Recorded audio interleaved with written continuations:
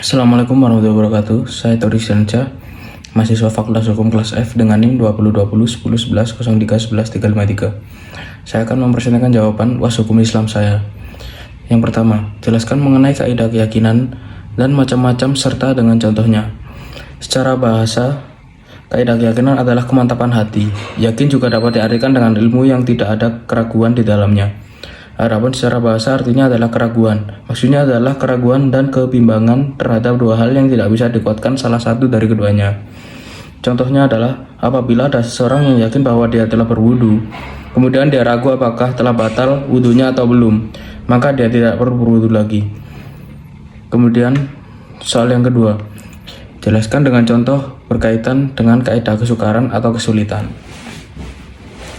Kaidah kesulitan adalah mendatangkan kemudahan yang artinya hukum-hukum syariah didasarkan atas kenyamanan, keringanan, dan menghilangkan kesulitan. Contohnya adalah seseorang diwajibkan bersuci atau taharah dengan menggunakan air. Namun jika tidak bisa menggunakan air karena sakit atau tidak ada air, maka diperbolehkan melakukan tayamum.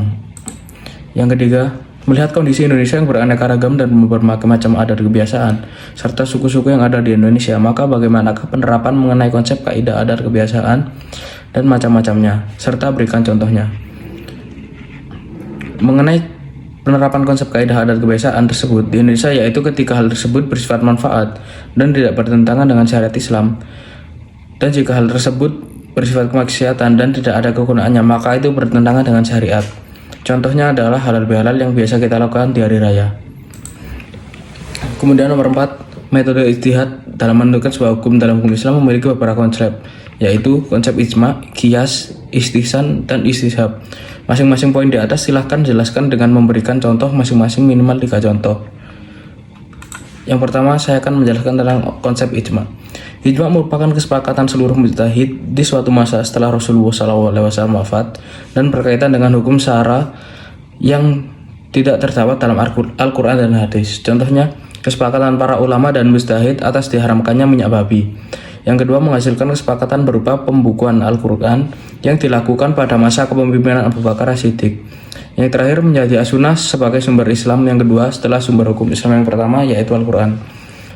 Kemudian ada konsep qiyas. Qiyas merupakan hukum tentang suatu peristiwa yang diterapkan dengan cara membandingkan dengan hukum peristiwa lain yang sudah ditetapkan sesuai nas.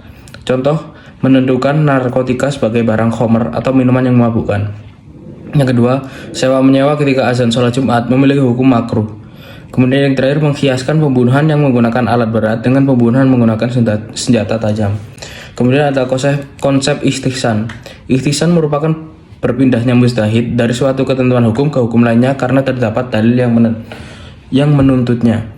Contohnya adalah bila seseorang telah mewakafkan sebidang tanah, maka hak pengairan dan hak lalu lintas pada tanah itu ikut terbawa karena dihiaskan dengan menyewakan.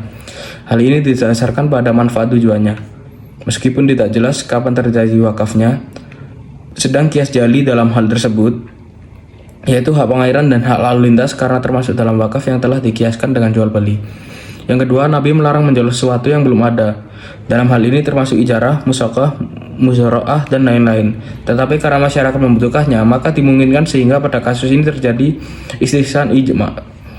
Yang terakhir ada pula kasus pemandian umum. Menurut kaidah umum, jasa pemandian umum itu harus jelas, yaitu berapa lama seseorang harus mandi dan berapa liter air yang dipakai.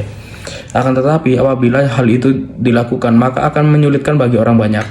Oleh sebab itu, para ulama sepakat menyatakan bahwa boleh menggunakan jasa pemandian umum sekalipun tanpa menentukan jumlah air dan lamanya waktu yang dibutuhkan.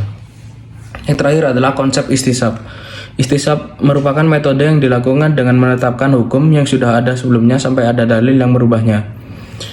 Contohnya adalah di bidang hukum pidana. Dalam hukum pidana, konsep istishab sangat relevan dengan asas praduga tak bersalah, di mana seorang terdakwa ketika menjalani proses peradilan dianggap tidak bersalah sampai ada bukti hukum material bahwa orang tersebut dinyatakan bersalah oleh pengadilan.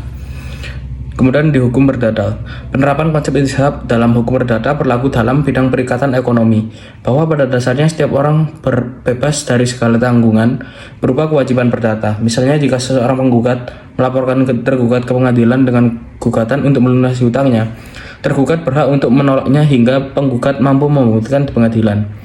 Kemudian yang terakhir di hukum perkawinan. Jika menurut konsep istihab, praktik nikah siri dianggap tidak pernah.